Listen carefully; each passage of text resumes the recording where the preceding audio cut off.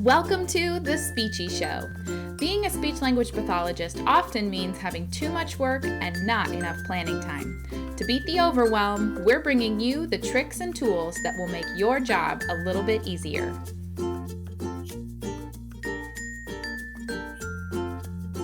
Berkowitz, and we are talking about AAC. How are you today, Susan? I'm fine. How are you? Doing great. Glad to have you on.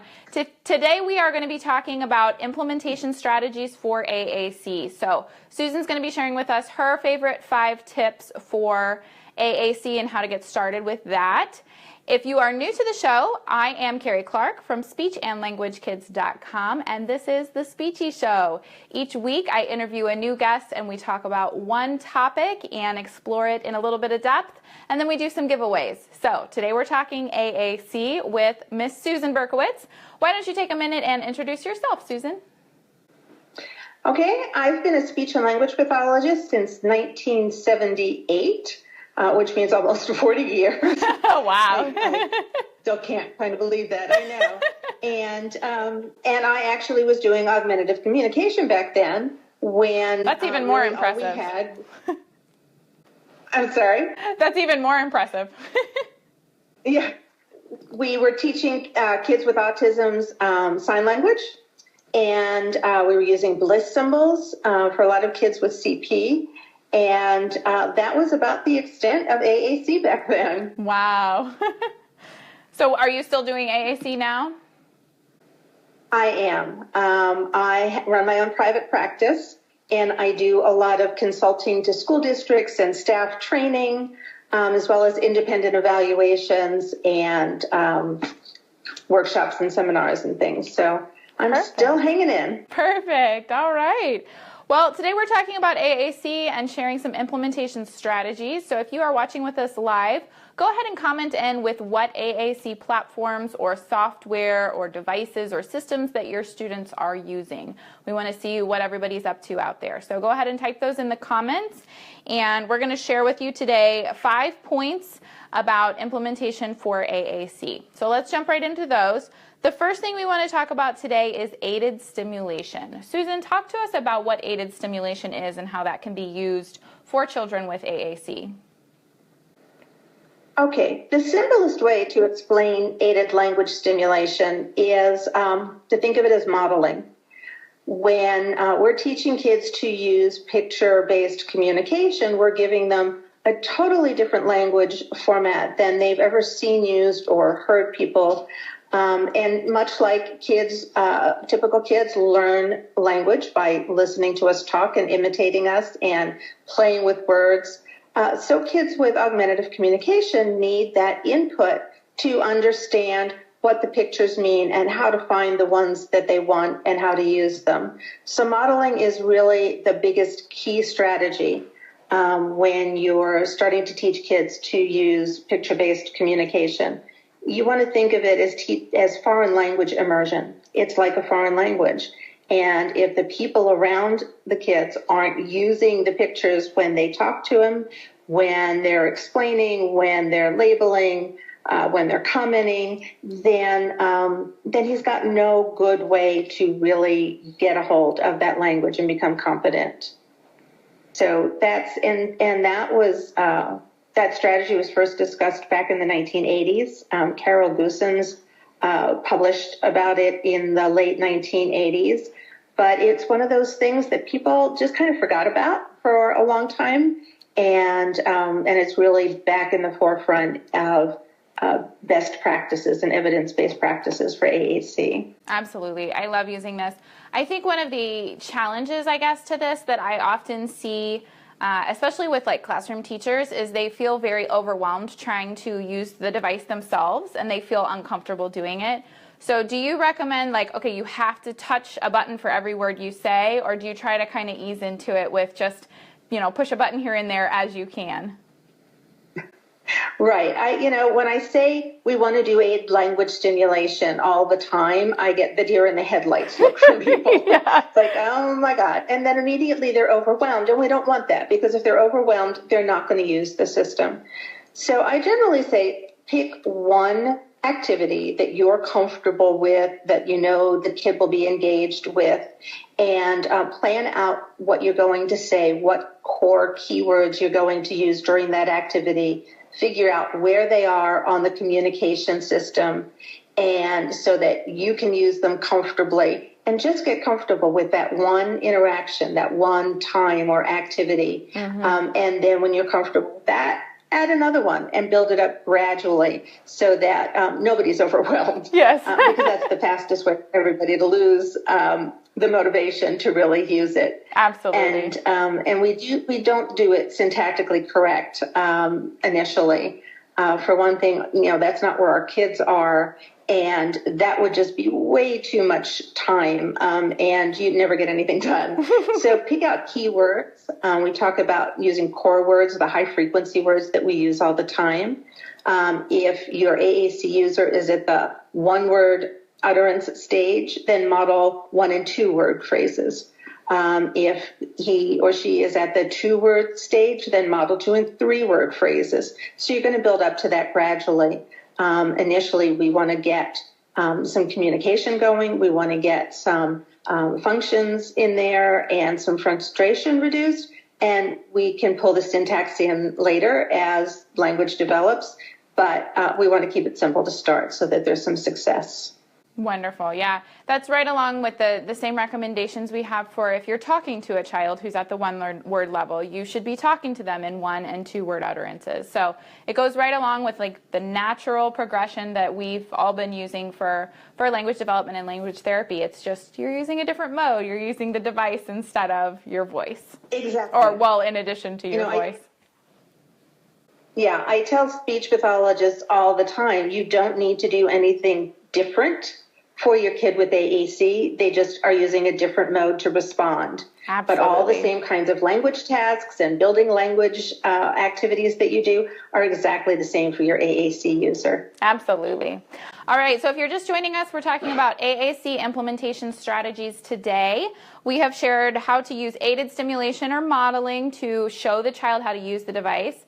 And Susan, you touched a little bit on core words. That's our next tip, is to focus on the core words as opposed to every word or picture on the system. So talk to us about core words. What are those and how are they used? Okay, core words are the high frequency words in our language. And if you're a teacher, say, and you're familiar with your sight word list, core words overlap with those beginning sight words pretty much one-to-one, a little bit of change. But they're the words that we all use the most to build phrases. And a lot of them are multiple meaning words. And we build on that so that use of just one word can have multiple contexts in which the kid can communicate now.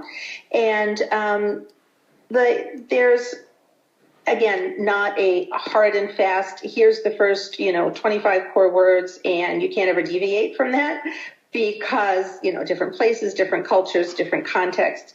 But in general, the average toddler, although he knows a lot of words, only uses 25 of them for 96% of what is said. Wow. And so if we can start kids with even just those first 25 words, building them up gradually, we can give them a lot of opportunity to communicate. When you start putting those words together into 2-word phrases, you've got a lot of power.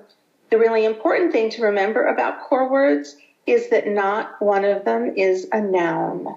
We start out teaching kids with disabilities nouns so they can ask for their favorite thing, they can get their favorite toy or snack.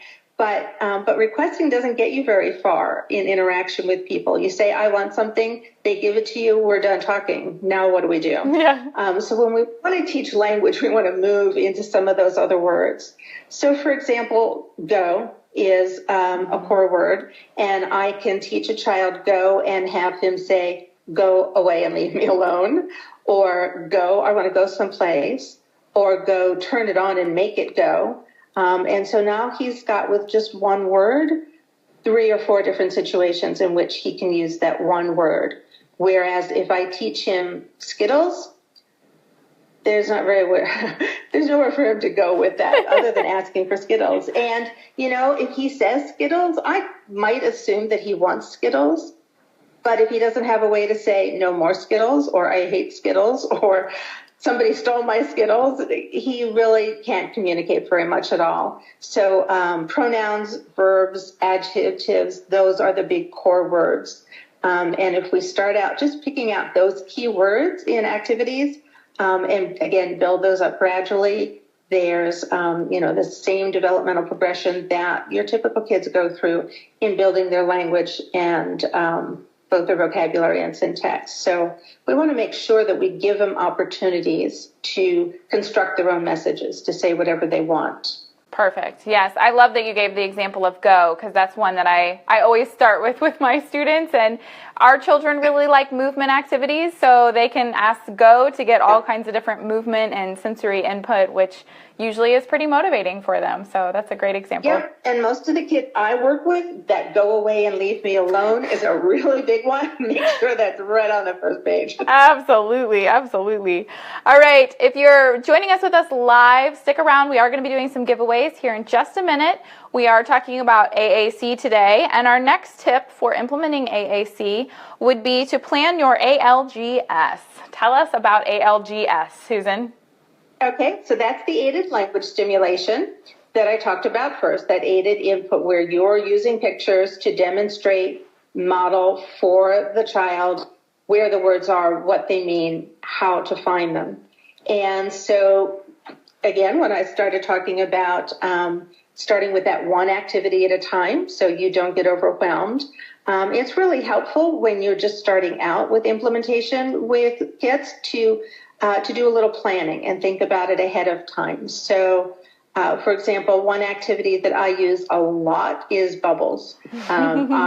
No matter the age of the kid, bubbles are a big hit, which is fine because I love them too. And so I would think about what are the key core words that I'm going to use when I'm playing with bubbles with a student. And so things like blow and more and pop and catch. Or big Open and little. Right. Those are the core words that you want to think about using and demonstrating in that interaction so that I can sit there and I can say blow more, blow again, want more, want bubbles, want catch. Oh, you popped. Any of those 1 and 2 words, longer if I've got somebody who can move on beyond that. But just by thinking about what those words are ahead of time, I'm not, if I'm unfamiliar with this process, suddenly struggling in an activity to go, oh gosh, what's the word I want to use and where do I find it? Yeah. And some of that is good. I mean, it's helpful for the student to see you go through the process of, oh, okay, I wanted to say bubbles. So for that, I'm going to go to my activities page, and then I'm going to go to my toys page. And then if I hit bubbles, it should take me to a page with bubbles where I have those keywords for that activity. So planning it out, writing it down is really, really helpful when you're first starting out. Absolutely. I like to be able to, kind of play with the device or the pictures ahead of time. So like you said, I know where everything is.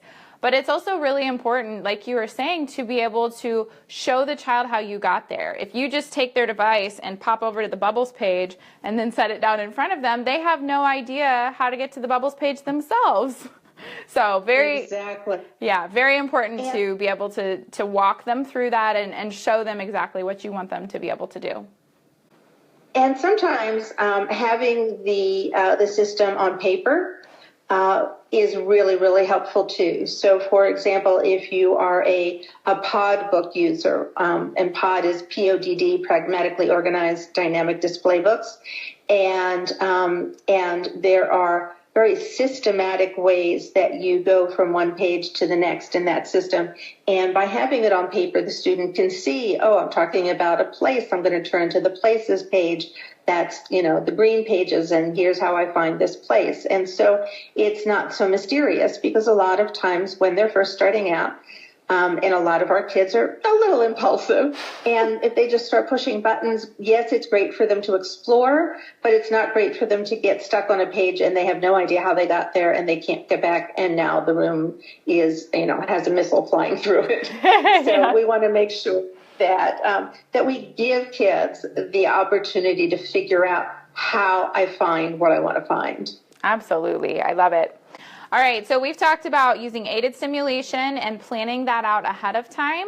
We've also talked about using some core words when you are teaching the device and starting with those frequent, high-frequency core words.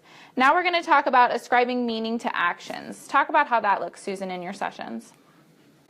So oftentimes when we have a very beginning communicator who's just learning to use AAC and is particularly for kids with some motor difficulties, so that access might be a little bit of an issue, and they need just some scaffolding to help them get started.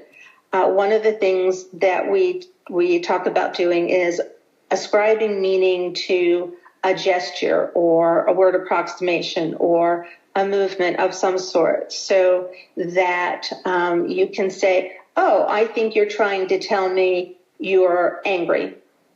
And then through the process of repetition and the multiple opportunities that you use that over and over and over again, the child says, aha, when I do this, she knows I'm angry about something. And even if the child isn't sort of metacognitively thinking about that, they figure out the cause and effect of I do this and that's what it means.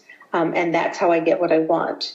So when we, as I say, are starting out with somebody who's just brand new, who's not communicating at all, and we're not really sure about what they're thinking or what they're doing, it helps to do that. Ascribe meaning. This gesture, I'm going to think that you say X. And then, again, repetition. They say that your AAC user needs 200 opportunities every day to learn to use their AAC system. It sounds like a lot, but it's not really when you think about the whole day long, all the things you say to your students. Yeah. And so that's another way to give them opportunities to figure out how to communicate what they want. So when you say that you're ascribing meaning and you're saying, for example, you're angry, you're showing them that on their device, right? You're using their AAC? Yes.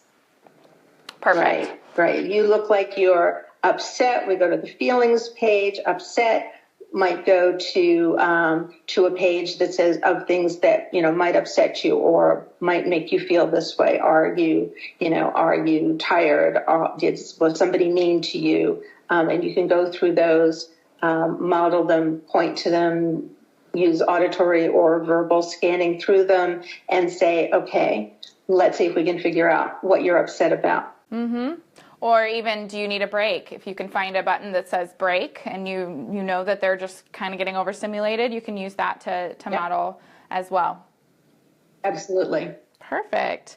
Okay, so the last tip we have today, and then we're going to do some giveaways here on Facebook Live. The last tip we have today is to focus on a variety of communicative functions. Talk to us about that. Okay, so as I alluded to earlier, one of the things that we start out with is teaching kids the names of their favorite activities and objects. Some of us walked around for years with M&Ms in our pockets and goldfish crackers in the other pocket. And the problem with that is that, yes, it solves an immediate problem. If you have a kid who's frustrated and tantruming because they can't have their favorite teddy bear, graham crackers, whatever, yes, it's great to teach them the picture for those things and how to ask for those things. But again, making a request is something of a dead end in terms of interaction and engagement. And what we really want to teach kids is how to communicate. And there are so many other functions that we use. We don't just ask for objects. We ask for escape or help, or we say hello and goodbye, or we make comments about this is good or this isn't good. We describe things, all of those other language functions that as speech pathologists we work on with kids all of the time. And we want these kids to have the words for that as well. We want to have them, be able to have them say, this is really funny, I want to do it again, or read it again. I like this, I don't like this. All of those other functions, particularly the commenting that they can use to interact with another person, asking questions, answering questions.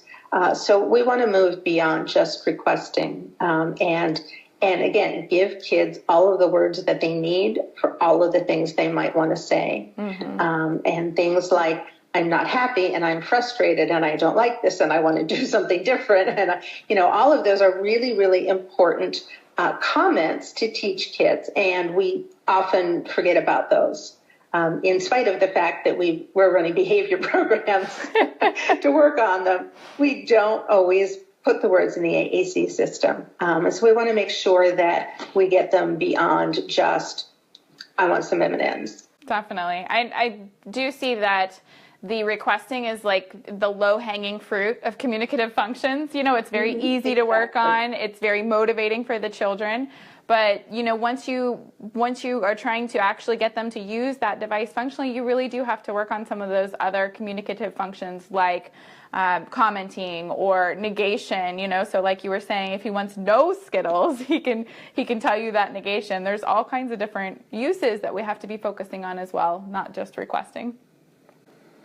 Yeah, and, again, frequently our kids are given words for the things that they want, but no way to say what they don't want, or, no way to tell you that Johnny is annoying me, so I'm just going to smack him, because I don't have any other way to communicate that.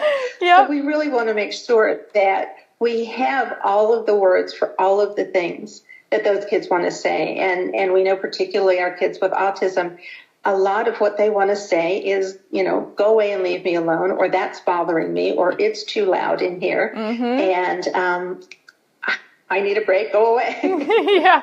So we really want to make sure that we give kids all of the functions for communicating, because there are so many other purposes, and we don't want them to miss out on those. Absolutely. Okay, so those are our 5 tips today for working on AAC. If you are on here with us live, stay tuned. We are doing giveaways right now. Susan's going to share her favorite resource, and then we're going to do a giveaway for one of her resources from her Teachers Pay Teachers store. So let's start with your favorite resource. You were talking about some handouts that are free in your store. Can you tell us about those? Well, there are a couple of places that I tend to send people for some good information and handouts. In my Teachers Pay Teachers store, I have a handful of free handouts that are really useful, that people tend to like. One of them is exactly a planning form, like I talked about, for planning out aided language stimulation in a given activity. So there's actually a little template and some suggestions on how to fill it out, and some examples for people, and again, the form they can use when they are first starting out in planning, and that's free, along with some other handouts about how to be a good communication partner, what things to do, a little bit about aided language stimulation and core words. So if you go to my the freebie section in my store, there are, let's say, half a dozen handouts that are free about using aided language stimulation. Okay. I also do a lot of blogging about AAC on my blog. And my other favorite place to send people is the Practical AAC blog, which is PRAAC. TICALAAC.org. And Carol Zangari has a ton of good information. You could get lost for a week on that site. Yeah, absolutely. Okay, so your Teachers Pay Teachers store, is it called Susan Berkowitz? It is. Okay, so go to teacherspayteachers.com and look for Susan Berkowitz, or what's your blog website? Okay, it's https:// kids with a Z, KIDZ, learn language.blogspot.com. Okay. And I will put the links to all of that in the show notes over on the speechandlanguagekids.com website as soon as we have those up. and hopefully try to get those into the comments here on Facebook. And now we're going to do a giveaway. So if you're on Facebook Live with us, stay right there. So for a giveaway today, we're going to do 2 giveaways. The first giveaway is going to be Susan's 6 core words books. Can you tell us a little bit about what's included in your core word books? I'm sorry, Carrie, I didn't hear that. Oh, we're going to talk about the giveaway. So can you tell about your 6 core words books? Okay, so I have some sets of books, interactive books for teaching core words, and it's just an added example. We always want to teach words in context, but we also know that our kids need lots more opportunities for that. So I have some sets of interactive books. It's 1 book per core word, and I have them grouped in sets of 6. So my first one, 6 core words for teaching AAC users, is a big seller. And there's, as I said, 1 interactive book for each word with a dozen or more pages and opportunities for kids to put the symbol where it belongs and learn the symbol and a context that goes with it. Perfect. All right, so the first person to answer my question here on Facebook Live is going to win that. The second person to answer the question is going to win 2 free months in my membership, the Speech Therapy Solution. If you're not familiar with that, that is my exclusive membership just for speech language pathologists. And that will give you access to the training materials. We have training videos, webinars that we do once a month. There's resources and handouts and printables that you can use in therapy, all kinds of good stuff. So you can check that out if you go to speechandlanguagekids.com/join. So here's the giveaway. I'm going to ask a question. The first 2 people to answer are going to win. Here's the question. Name a communicative function. So the first 2 people to type in a communicative function in the comments are going to win. First one will win the core words books. Those are interactive books to help the child learn how to use those core words. And the second person is going to win the 2 free months in my membership. All right. Okay, so Jessie Mancuso says, commenting, that is a communicative function. And Jessie, you won the core word books. How would you like her to contact you, Susan? You can email me at languagelearningapps@gmail.com. Perfect. All right. And Heather Kelly McKay says, commenting, so you win the 2 free months in my membership. And I can't remember, you may already be in the membership. And if that's the case, we're just going to add 2 months onto it, so you're not going to pay for the next 2 months. So you can email me over at Carrie@speechandlanguagekids.com, and that's CARRIE. And my assistant Ken will get you hooked up with those 2 free months. All right. Thank you, everyone, for joining us. And Susan, thank you. Where can people find more information about you? Thank you very much, Carrie. Where should people go to find more about you, Susan? Your website, or what would be the best way? My website is susanberkowitz.net. Okay. And so there's information about me and a link to my blog and a link to my iTunes page for my 2 apps. Perfect. Wonderful. All right. And let's see. Ashley Warren says, did my comment go through? Ashley, that's the first one I've had for you, so I don't think it went through. Sorry. All right. If you guys would like more information about how you can get help for your tough speech and language cases, head on over to speechandlanguagekids.com/join and get all the information about the speech therapy solution.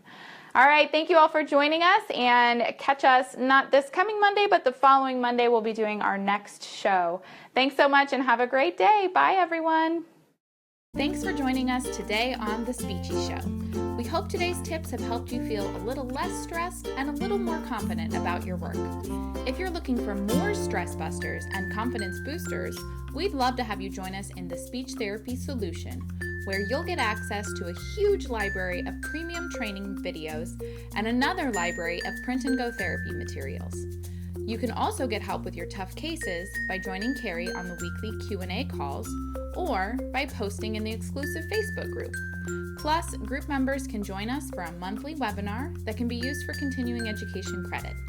Head on over to speechandlanguagekids.com/join to check out all the amazing benefits of the Speech Therapy Solution membership. Bye for now.